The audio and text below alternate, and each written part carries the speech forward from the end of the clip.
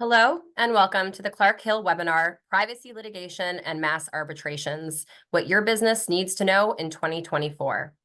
My name is Myriah Jaworski. I am a data privacy litigator based out of the firm's San Diego and New York offices. Also joining me today is my colleague Chirag Patel. Chirag is a technology E&O and privacy litigator based out of the firm's Chicago office. Next slide. For those of you who are new to Clark Hill is an international law firm with 27 offices throughout the United States, Mexico, and Ireland. Our firm litigates in state and federal courts throughout the United States, and our privacy litigation team is adjacent to our cyber incident response team, which is a nationally recognized boots-on-the-ground breach coach, available 24 hours a day, 7 days a week. Next slide.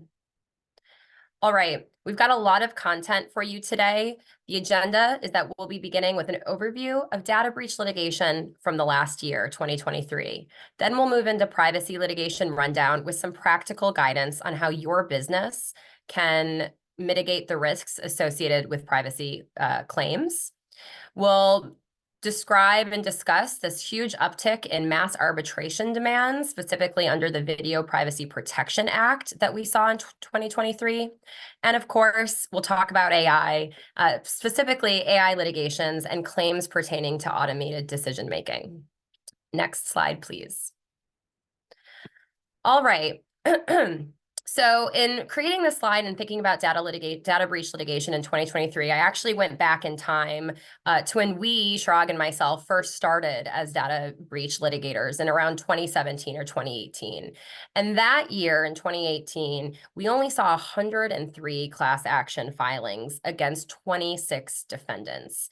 And class action filings in that era were really against the largest data breaches, right? This is when we would see class sizes that were in the hundreds of thousands, if not millions. And they really pertained to those headline-making data incidents. And at that time, what we would see was really about 4% of overall reportable data breach or data incidents leading to class action litigation.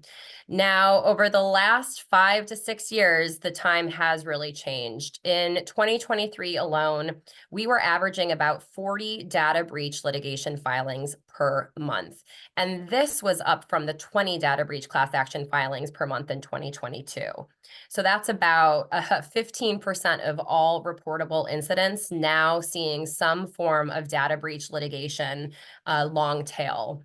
These filings in 2023, a portion of them were associated with the MOVEit file transfer breach. So this could be somewhat of an outsized or outlier year. The MOVEit data breach litigation resulted in 240 class action filings, and those are all now largely consolidated in a multi-district litigation in the District Court of Massachusetts. But nonetheless, the trends that we're seeing are more data breach litigations following incidents of all sizes. Where we used to see class actions alleging harm against hundreds of thousands or millions of plaintiffs, we're now seeing class sizes in the less than 10,000 range and even less than 1,000 people. So what are some of the reasons for this? I think some of the explanation behind the smaller class sizes can be the result of the fact that every state in the United States currently has a data breach reporting law, and those thresholds for the reporting of a data breach can be very low. In some states, the Attorney General's office will publish data breach reports for incidents that have impacted only 500 people.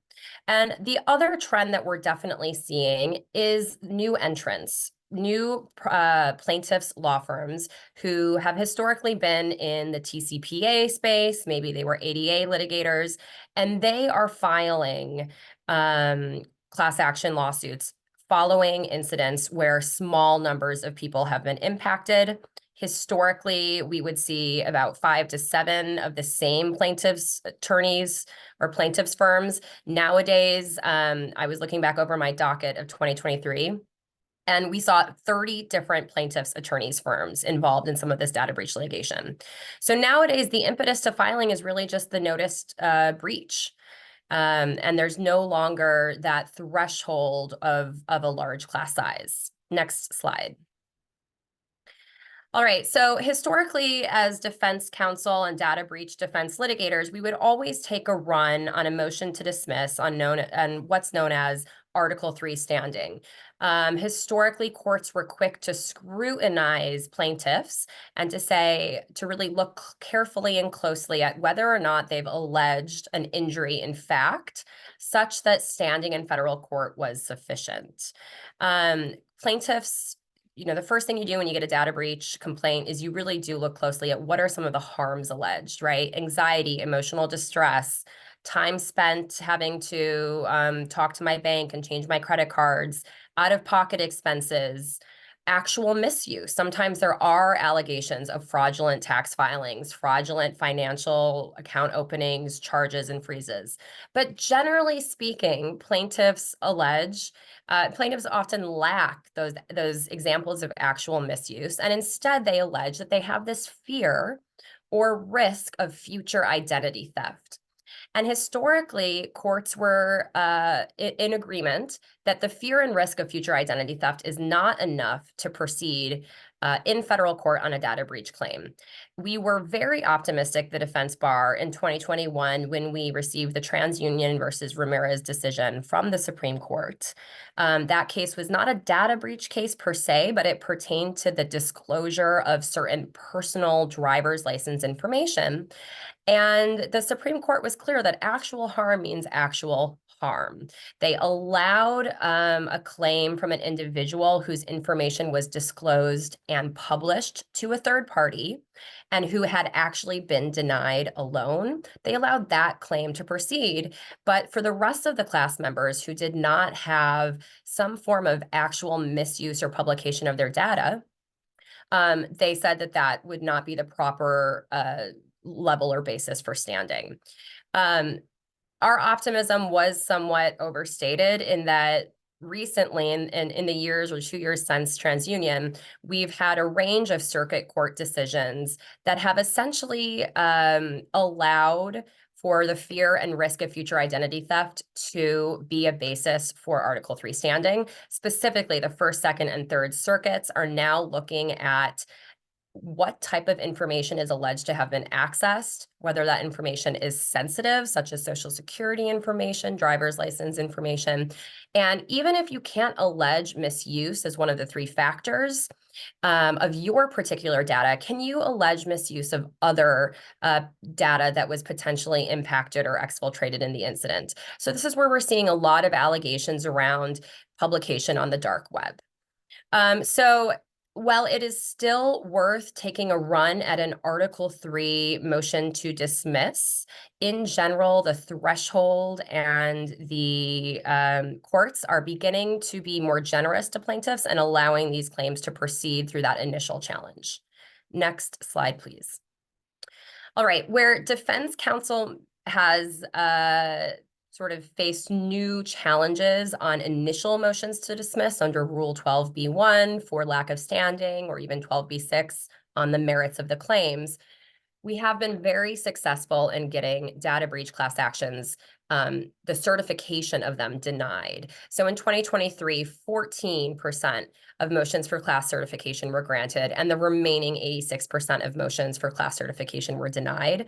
Ultimately, these cases are class cases. That's where plaintiffs' firms get the leverage. And the denial rate is certainly something worth being enthusiastic about. Even where class certification motions are being granted by the district courts in 2023, we also saw appellate court review of these decisions, vacating those district court or trial level determinations. Courts are really looking at the individualized, ascertainable, joined or not practical, those requirements of Rule 23, and holding plaintiffs' firms feet to the fire and requiring a showing that class certification is really appropriate in these actions. Another case worth mentioning in California, where I'm located, It's very clear now that the Confidentiality of Medical Records Act and Medical Information Act, CMIA, in California are individualized. These claims are not capable of class certification. Our highest court said that at the end of last year. So certainly if you see data breach class actions that include CMIA claims, those will not be certified. And last, when we think about data breach, of course, for those cases that don't reach the class certification space and instead result in some form of early resolution, we are seeing some additional trends. The first is that data breach settlements are moving away from claims-made settlement funds towards common funds. So in a claims-made scenario, a defendant would only need to initially fund the costs of settlement administration and would essentially pay on a claims-made basis. So if a plaintiff class member submitted a claim, then the claim would be paid. Whereas nowadays, plaintiffs' firms are requiring defendants to fund outright a common fund from which, on a pro rata basis, plaintiffs and class members can draw down from. Plaintiffs' firms and courts are also starting to require that these funds be non-reversionary. This historically, defense counsel, we would sort of negotiate for what are known as reversionary funds. These are funds where if there's a delta remaining at the end of the claims process, that delta is able to revert back to the defendant. Both courts and plaintiffs' counsel are now requiring funds to be non-reversionary. And then the per person claims rate is increasing. Historically, the claims rate was as low as $5 to $10 per person.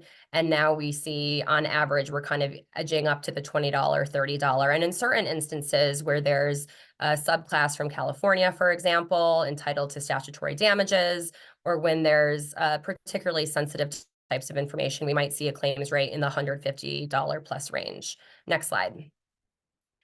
All right, so that's data breach litigation, but of course you're here, you're interested in privacy litigation. 2022 was really the new era when it came to privacy litigation and this idea of wrongful collection of information from consumers online. In 2022, there were a few things that we think led to this sort of tidal wave. There was some reporting by the Markup and other kind of investigative journalist sites around the use of Metapixel by healthcare organizations. So newspaper reports that Pixel and other tracking technologies were being used not just on the informational pages of the website, but on the pages associated with the patient portals, where arguably sensitive personal health information like doctor's appointments, potentially prescription information was being collected. So 2022 really saw the onslaught of federal Pixel litigation, largely against healthcare entities. Now, in 2023, we transitioned from healthcare filings to filings, Pixel filings, and really just tracking technology filings against all industries. In early 2023, there was an uptick in filings against tax filing organizations under the same theory, right? You're collecting sensitive personal tax information, and there are tax requirements that this information be kept confidential. But we also saw Pixel and other tracking technology lawsuits just against e-commerce companies, where the e-commerce transaction information could have been something sensitive, such as gun purchases. And we've moved away from Pixel, right?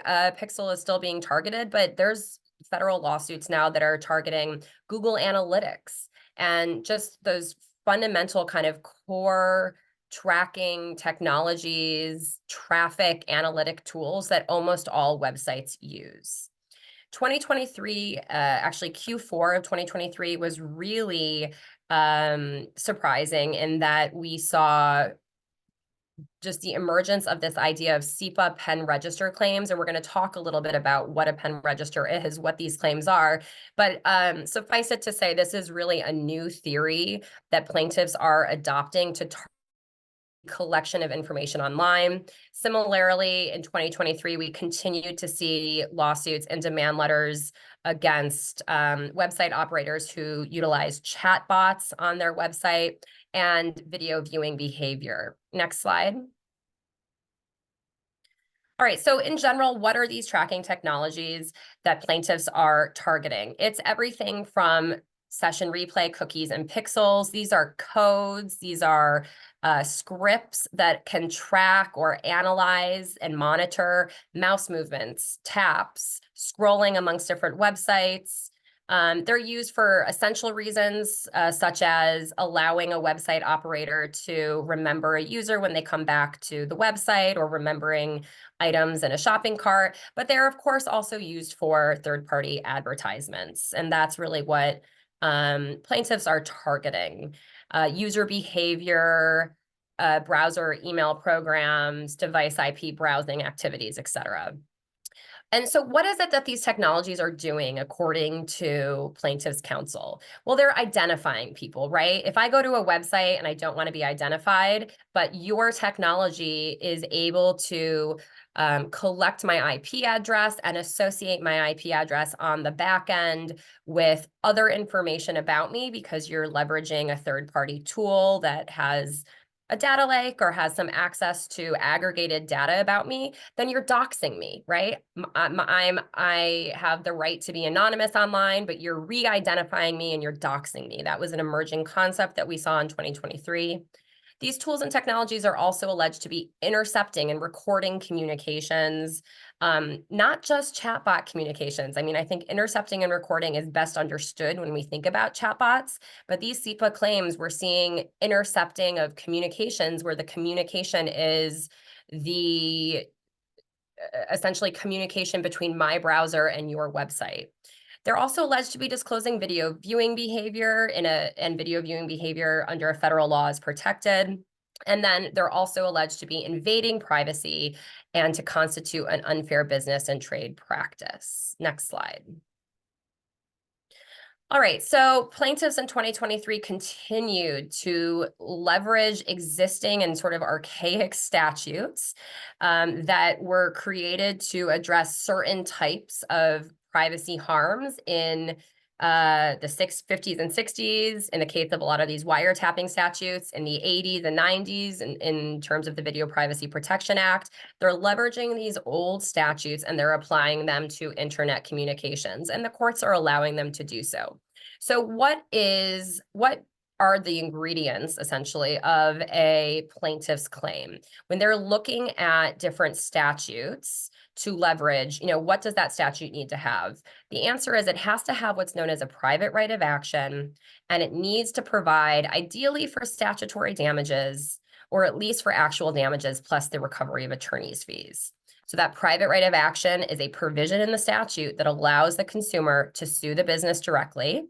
And the statutory damage is a provision in the statute that says, for a violation of this statute, you don't have to show actual damages. You don't have to show that the collection of, my email address caused me any harm, but I have to be able, instead, I'm entitled to $500 or $750 or all the way up to $5,000 in damages for a violation of the act.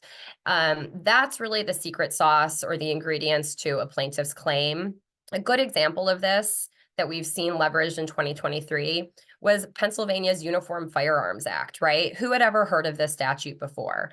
Well, it's a statute that says essentially firearm information regarding the purchase of guns and firearm-related memorabilia is protected and is protected from disclosure. And of course, that act had the private right of action. It had some statutory damages. So we did see in 2023, the Uniform Firearms Act being leveraged against companies who deployed Metapixel on their website for the unlawful disclosure of gun purchase information. I bring that up because one of the questions that we get a lot is, how can I protect my business? How can I anticipate future trends? The real response to that is obviously staying up to date on the law, monitoring, working with outside counsel, but on some level, there's just going to be a blind spot. If you had asked me last year, I would never have known about this act. I think very few people on the call would have known about the Firearms Act, but now we've added it to our list of, potential private rights of actions that certain types of website operators might see. Next slide. All right, so what is a pen register? This is the new sort of Q4 2023. All of a sudden, we saw 50 filings in Superior Court in Los Angeles, in the Southern District of California, where I'm located. And then we saw a huge onslaught of demand letters focused on the use of a pen register. Well, you see the pen register up on the screen. Historically, a pen register was a telegraph register that would use a fountain pen to record telegraph signals, outgoing telegraph signals, excuse me. And the use of the fountain pen is what gave it that shorthand pen register. It's in the same family as trap and trace. These are tools that historically really were leveraged by law enforcement. And these are tools that are prohibited by many state and federal statutes, except in certain narrow instances. So for example, in California, under our California Invasion of Privacy Act, it is very clear that the use of a pen register is prohibited unless you have a court order. Now, historically, pen registers were really used to record outgoing number dialing. But unfortunately, we've seen plaintiffs' counsel successfully apply that concept of just outgoing signals to the use of or the collection of data in the online space. So the allegations really are, you're collecting information about my transmissions online, and that's the equivalent of an outgoing number recording. Next slide. All right, so CIPA historically was, a lot of the lawsuits in 2023 were filed under Section 631, excuse me. And that pertained to essentially communications. California and some other states, Pennsylvania, Florida, et cetera, are two-party states requiring consent to record a communication. The allegations you'll see under Section 631 are that chatbots are the recording of a communication without that requisite level of consent. Again, because CIPA has a private right of action, because it has that statutory damages, and it also, case law under CIPA has also made clear that there's not a requirement for plaintiffs to show actual damages. So plaintiffs were able to file 100 CIPA federal and state wiretap cases in the last year. In general, there have been some successful defense strategies to punt these cases. They include the idea that I am a party to the communication. So for example, if I'm a website operator that is leveraging a third-party software or a third-party tool to provide the chatbot function, I'm a party to that communication. And where you're able to demonstrate that the vendor, so that APAC, whatever the software vendor is, if they are only collecting the communication for my benefit and they're not able to share it or to use it, then it's clear that that would fit within the party exception. And we have been successful both on motions to dismiss, but also in pre-filing negotiations, providing affidavits to plaintiffs' counsel showing how the software works, how the chatbot works, showing that the information collected is not shared with any third parties, and successfully resolving cases under the party exception. Now, the pen register, we're still very new in pen register litigation. We have a decision from the end of the summer, Greenlee versus Kochava. Unfortunately, this is not a good decision for businesses, because the court there essentially said, listen, CIPA defines pen register incredibly broadly. A pen register is not just a device that's used to track outgoing numbers, as we talked about functionally what pen registers historically are.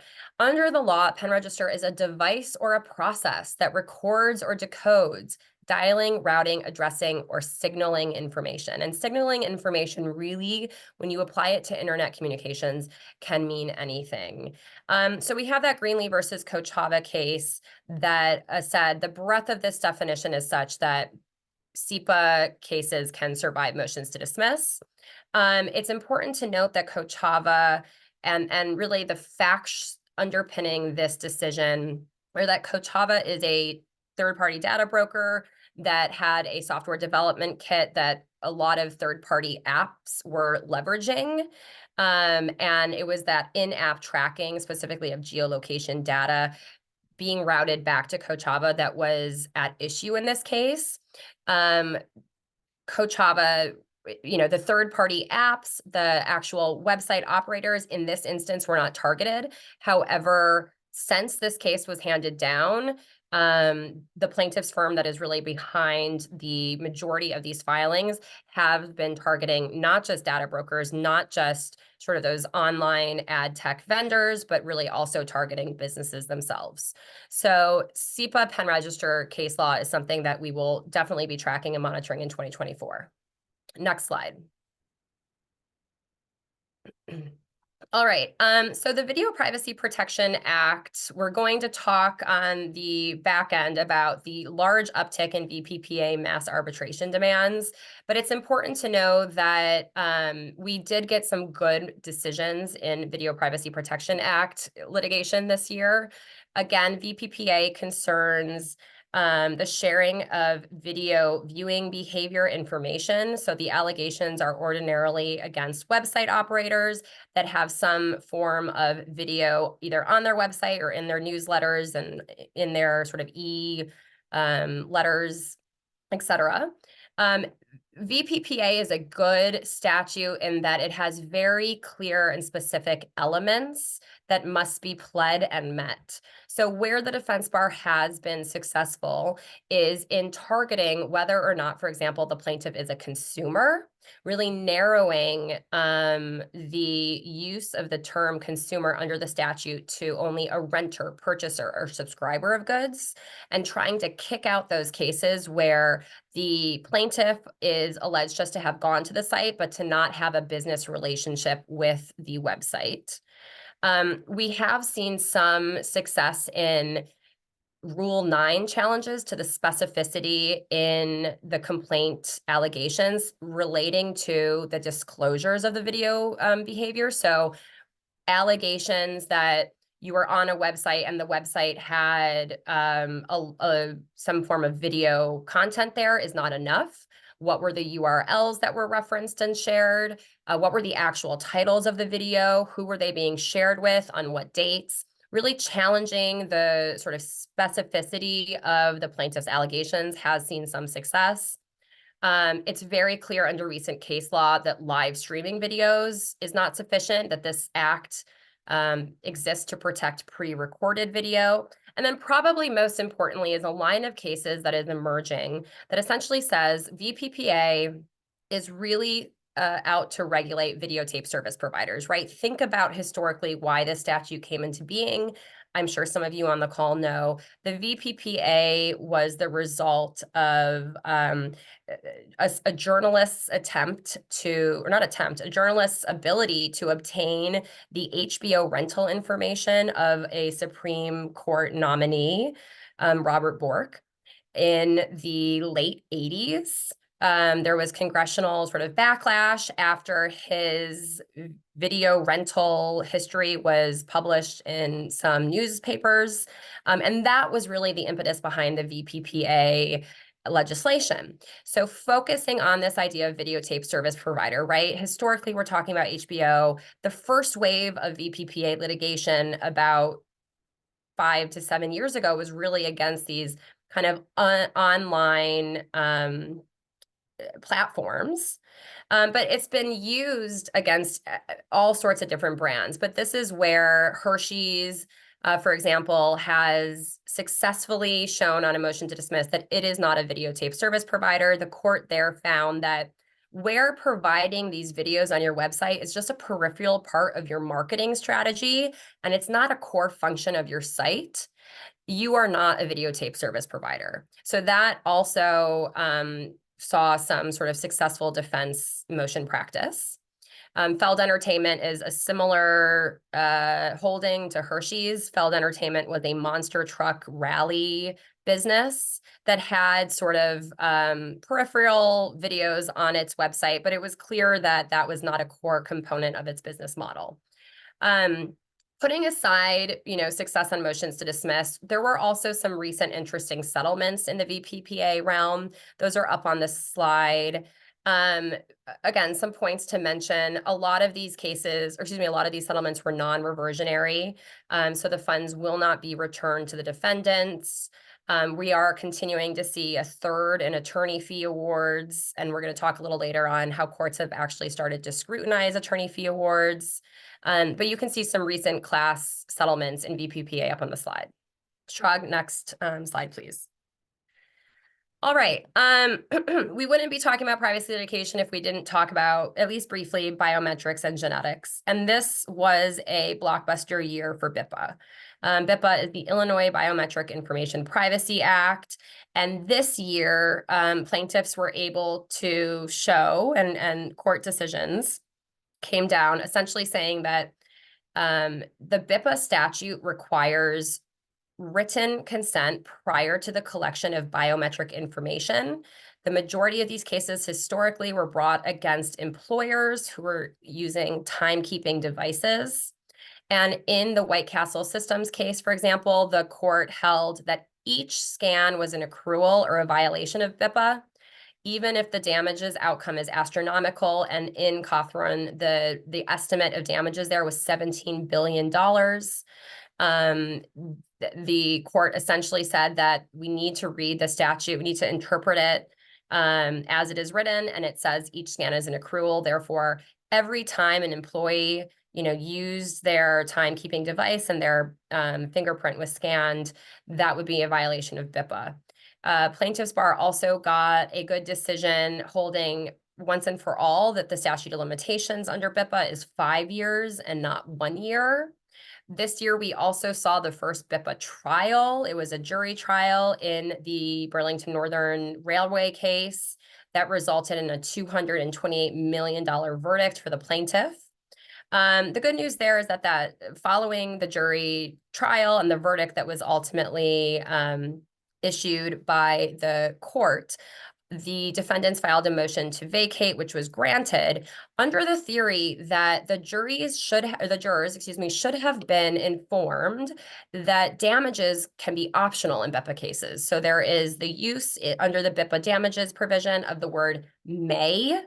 And the defense counsel successfully argued that the jury should have been instructed that essentially BIPA violations may result in damages, which also means, conversely, that damages might not always be appropriate, and also that jurors should be able to determine BIPA penalties or BIPA damages. So we will see how that case, and actually the holding in that motion to vacate, really impacts future settlement negotiations. I personally don't know if leaving to juries the BIPA damages analysis is good or bad, but maybe we will see in 2024. It wasn't all bad for defense counsel. However, we did get 2 decisions, very narrow exceptions to BIPA that can be leveraged in certain instances. So for example, where BIPA lawsuits are being filed against employers and there is a collective bargaining agreement in place, the Labor Management Relations Act might preempt that BIPA claim. So that's always worth considering or evaluating. And then, of course, in the HIPAA healthcare context, there was an Illinois Supreme Court case that found that the HIPAA healthcare exception of BIPA applies not just to patients, but also to healthcare workers.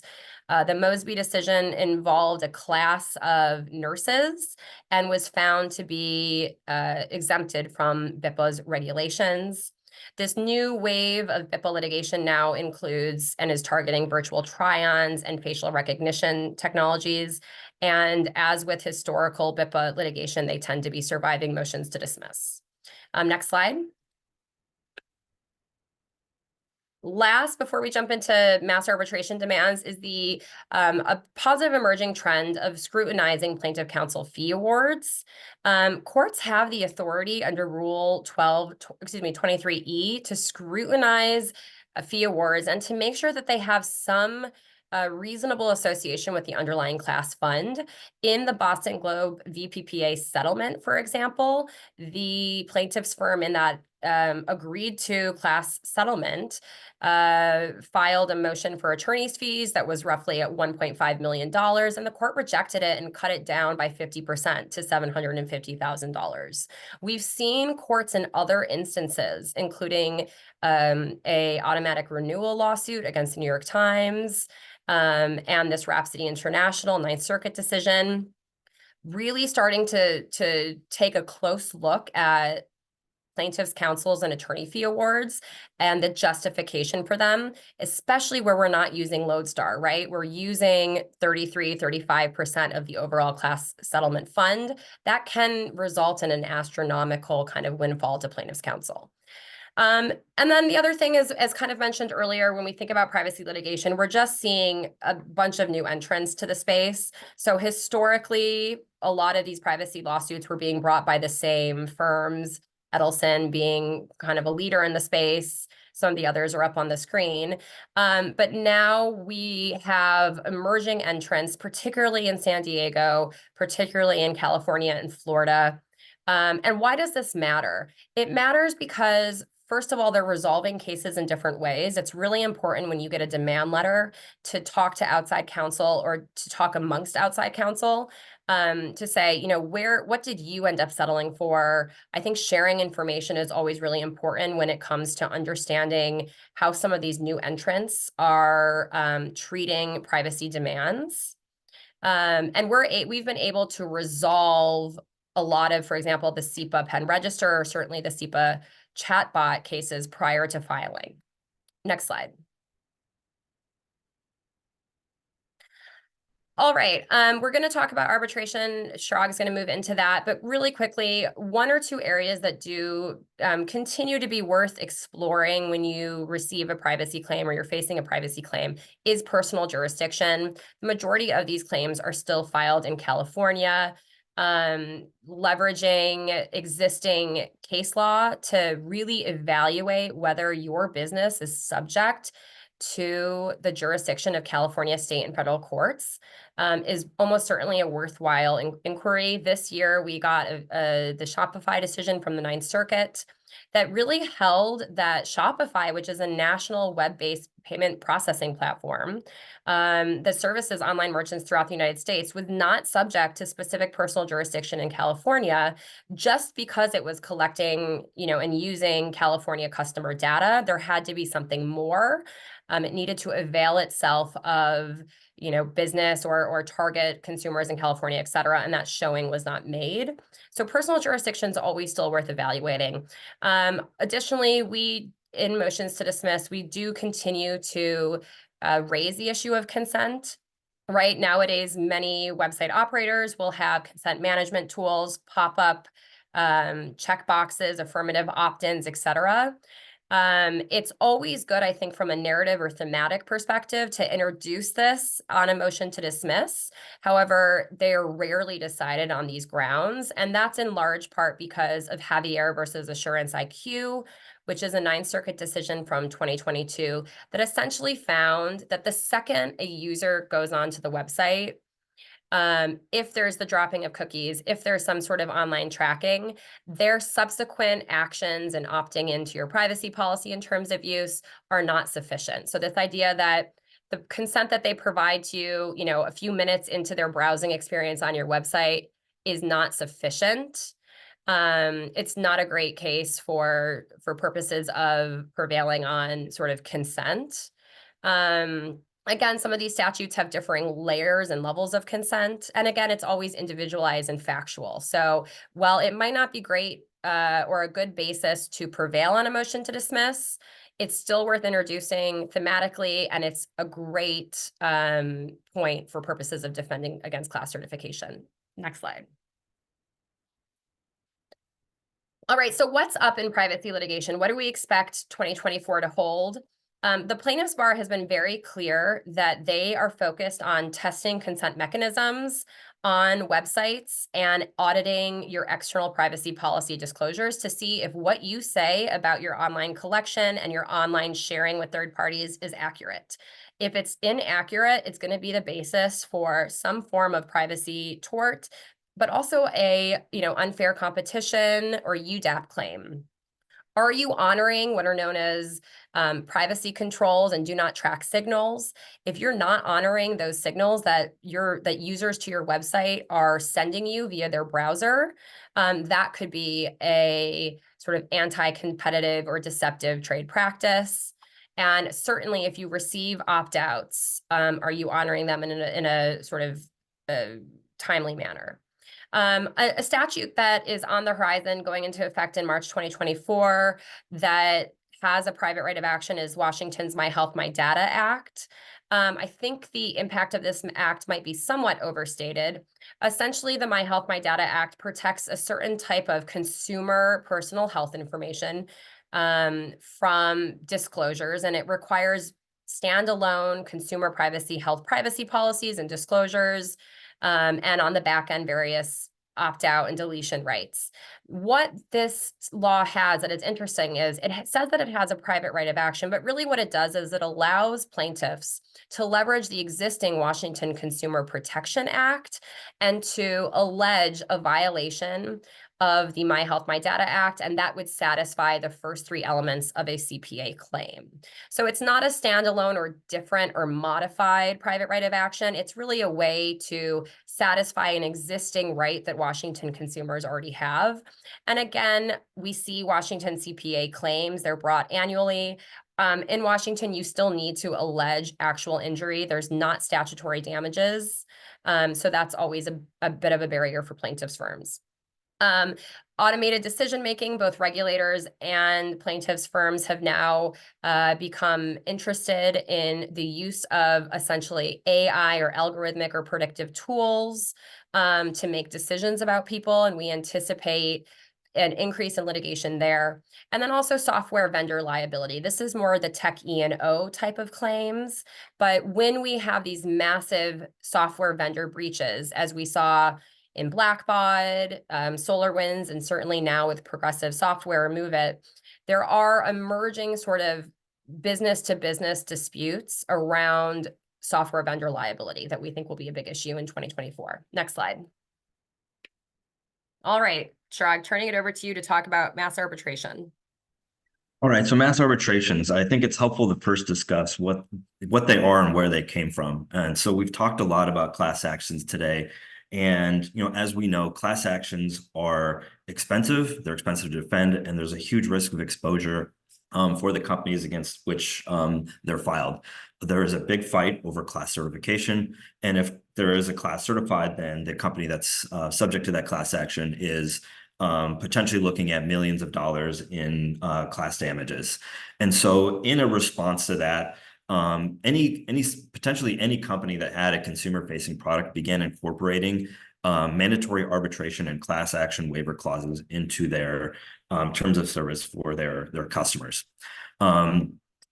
These were challenged under a variety of ways, but mostly consumers who were subject to these provisions were arguing that they were unfair because there was unfair bargaining power between the company and the consumer, or that the terms of service were contracts of adhesion. And so there were several responses that came out of that, both legislatively and through the courts. And essentially, the overall theme of that response was that if there was going to be mandatory arbitration and class action waiver, the terms need to be favorable to the consumer. In some ways that was achieved is by either within the class action waiver in the terms of service or within the rules of the tribunals that were being selected for these arbitration clauses, the payment of fees by the company who was being sued. So if a plaintiff filed a claim in arbitration, they can start the claim, and then the obligation automatically shifted to the company to pay the filing fees and also potentially the arbitrator costs, which could be a fixed fee or could be on an hourly basis. Additionally, the Supreme Court held challenges as to whether these were enforceable, but essentially the Supreme Court said that kind of the root of arbitration is to be done on an individual basis. So these class action waivers that were tied to arbitration provisions were enforceable under the Federal Arbitration Act. And so then came the response from the plaintiff's bar. And essentially what the plaintiffs bar have been trying to do is they will put up targeted ads and solicit several consumers that they purportedly represent, and then send a letter to the company saying, I represent 5,000 plaintiffs, and we're going to file a claim against your company. There's an offer in these letters to discuss resolution. There's no real discussion of the merits. It's kind of more just, we have 5,000 claims under whatever consumer statute, fill in the blank, and then offers to discuss resolution. And really the underlying threat is based on the fact that if the plaintiff's counsel were to file a large batch of consumer claims, it would trigger millions of dollars in filing fees and arbitration fees for the defendant to pay. And they use that as sort of an impetus to coerce a settlement in these cases. And so with that, what can we do to prevent these types of claims being filed, and what are the strategies to defend against them? So the major takeaways that we're going to discuss here: number one, strong arbitration provisions. I think that there's a lot of standard provisions that have been used, and I think what we're learning from the response of these mass arbitration demands are that more and more protections need to be placed within the arbitration provisions to protect the company who is requiring arbitration, to prevent these types of demands from happening. And then number two, choosing your arbitration provider, the tribunal, very carefully. If those two things are done by the company, and they should be evaluated a bit on a regular basis, because this is an area of law that's changing very frequently. And additionally, the arbitrators are seeing that this strategy is being used by the plaintiffs bar, and so they're changing the rules again fairly frequently. And so kind of a constant evaluation is helpful. And so some of the things that we've seen, again, is that the tribunals are reacting to this and seeing that this is creating a huge problem for the defense bar, or for the companies who put these arbitration provisions into their contracts, then select those providers. And so one thing that a company who's looking at selecting an arbitration tribunal should do is look at what are the current rules for the arbitration provider. There's kind of the major ones right there are AAA, JAMS, there are others as well. But what are the rules that are provided for mass arbitration? Is there an expedited settlement process? Is there a provision of test cases that allows for selecting certain test cases? And I'll discuss this a little bit more as we get into some of the different strategies.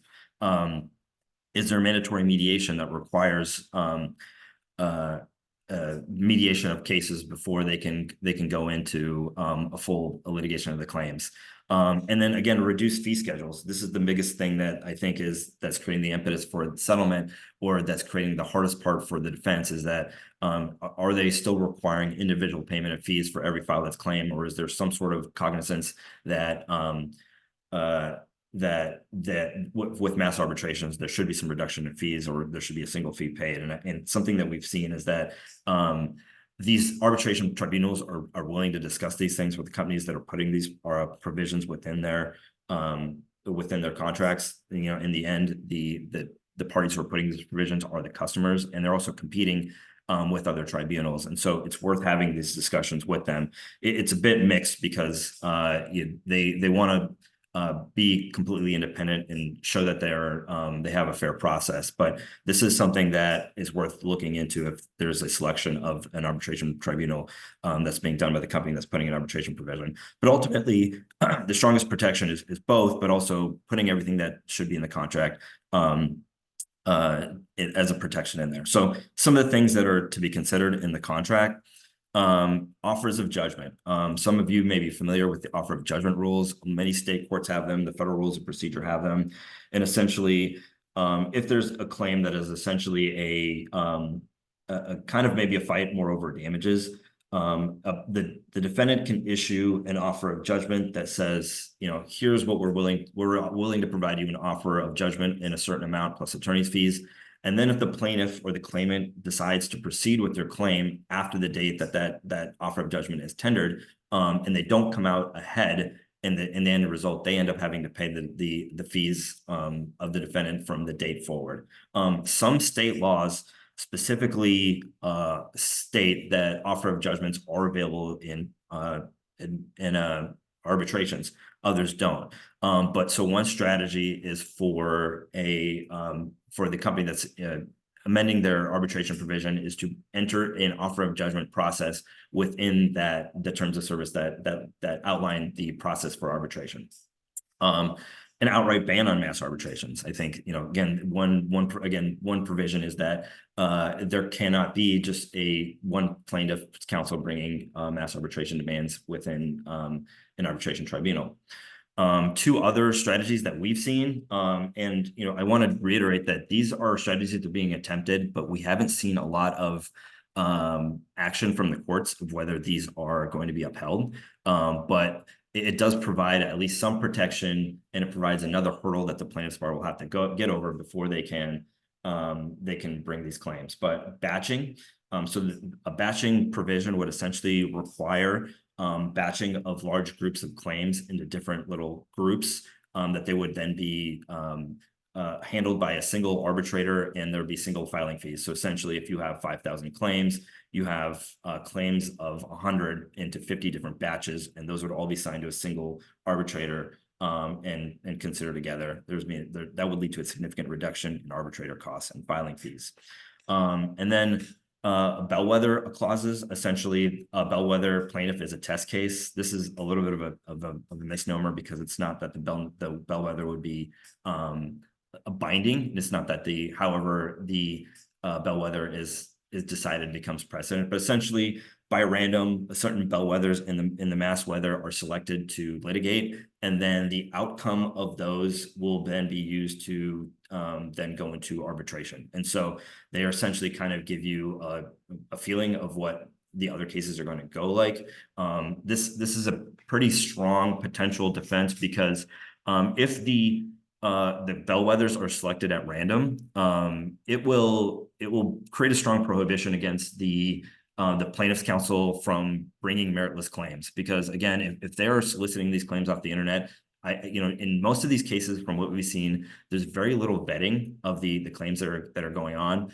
They may have had minimal communication with the plaintiffs because there's so many, they don't have the ability to manage them. And so if in this bellwether, the random selection leads to the choosing of 2 or 3 plaintiffs' counsels with meritless claims or plaintiffs that are just non-responsive and not responding, that's going to lead to a very strong settlement posture in the mediation. And so again, the essential procedure would be that a random selection of plaintiffs from the large batch of mass arbitrations, and then a mandatory global mediation is attempted based on the results of those bellwethers. And then strong fee shifting provisions. Again, this is another thing that I think would be helpful and create a strong incentive against plaintiffs' counsels bringing meritless claims, is that losing claims, whether they're in individual or in mass arbitration, losing parties will have to pay fees in those cases. So now that essentially addresses how contracts can be amended to provide stronger protections against plaintiffs' counsels filing mass arbitration demands. What do you do if the mass arbitration demand has already been filed? And so there are some strategies that can be, I think these are the main strategies that I think can be implemented to lead to a successful resolution, or to create the strongest defense possible. First, look out for ethical violations in solicitation, consent, and client communication. It's important to remember that the mass arbitration is not a class action. It's almost the exact opposite. These are thousands of individual demands. And so unlike a class action where a single plaintiff can represent numerous of hundreds of thousands of unnamed plaintiffs, where there's no specific obligation to communicate with them, where these plaintiffs can be in different states if the plaintiffs' counsel is representing a nationwide class, the plaintiff's counsel in a mass arbitration needs to be representing each of those individual plaintiffs individually. So they need to follow the rules of solicitation. They need to have consent to conflicts of interest based on the representation of numerous individuals. They need to be in communication with those clients about what's going on in the cases. And they also cannot be practicing in jurisdictions where they may not be licensed. And so again, this is state by state. Most states treat arbitration tribunals the same as courts in that state. And so if an arbitration is essentially centered in a state where that attorney isn't licensed, the claims that are filed in that by that plaintiff's counsel may be invalid. There may be also restrictions applicable to aggregate settlements. Again, class actions allow a common fund for a settlement, but when in one counsel is representing numerous plaintiffs, they may need to, based on the state ethical rules, individually resolve settlements, and so they may not be able to essentially say there's going to be a common settlement that's going to be distributed similarly because there's a difference in merits among the several thousands of claims that they represent, and each of those plaintiffs need to have individual consent. So raising these issues creates a lot of issues for the plaintiff's counsel to ensure that they're properly representing each of their plaintiffs, and that can be a strong defense mechanism. And of course, the reason that these plaintiffs' counsels are sending these letters is because these initial letters with the demand is that they don't actually want to prosecute these claims, and so other strong defenses are to begin litigation to force the settlement plaintiffs' counsel to actually spend time and resources to defend the claims, which will prompt settlement discussions. Request discovery in these individual cases. If the plaintiffs that they represent aren't responsive or aren't providing the information that's required, it could lead to dismissal of many of these claims. And then these strategies can then lead to, again, initiating mediation, which then could lead to a stronger posture in defense of those cases. Another thing, just because a mass arbitration has been filed doesn't mean it's too late for the company that's defending to then change their terms of service. The plaintiff's bar likely is continually soliciting claims even after that mass arbitration demand has been sent, and there's an ongoing risk that this group of claims will grow. And so the immediate response by the organization should be to amend their terms of service to cut off any future claims to the extent possible. Now, quickly, just a few minutes left that we have about AI. There's a few quotes here about AI and how difficult it is to understand, and kind of, and essentially the last thing that it's discussing is we're not the experts in these types of things. We're lawyers who said this. This was the Supreme Court in the Gonzalez versus Google case. This was a Section 230 case that was ultimately punted on a different reason. But essentially, I think the takeaway from it is this is an area of law that is highly developing, and even courts are struggling to understand what to do with it. So, very quickly, what are some trends that we're seeing in AI litigation? Copyright and IP infringement claims, basically based off of content, whether it's written content or graphic content that's used or generated through AI tools. We've seen that some companies that are providing AI tools are now providing protections against it. For example, Microsoft has AI tools that are now being built into Office, and because many organizations are scared of using the AI tools, they're providing protections against litigation. Fairness and bias claims are kind of the biggest thing that we saw in 2022 and 2023.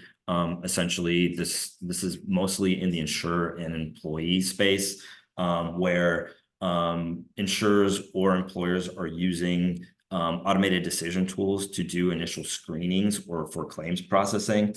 That was the case in both these cases, the Husky case and the Suzanne Kissling-Lane case. These were both cases where insurance companies were using an automated decision-making tool to do their initial screening to decide whether to either provide insurance or to determine whether to reject or accept claims. And the allegations in these cases had to do with whether there was implicit bias in the algorithms that made these initial decisions. I'm going to quickly move ahead to just a big case that came out of California in 2023. And I think this kind of outlines the big risk of using AI by organizations. In this case, an employer used a tool to conduct pre-employment screenings. And the plaintiffs alleged that tool asked intrusive questions about medical histories that violated the California Fair Employment and Housing Act.